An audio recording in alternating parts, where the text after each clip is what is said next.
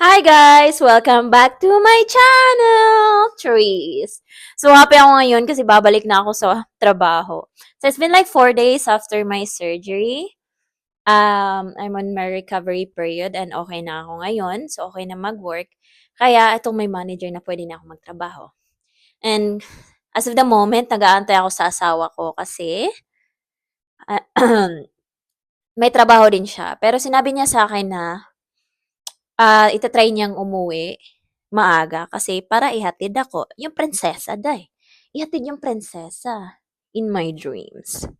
Anyway, so kalain mo yun, yung feel ko na ang tagal-tagal. It's been, feel ko isang buwan or matagal pa doon akong nakatambay dito sa bahay. Kasi hindi ako sanay na nandito lang sa bahay.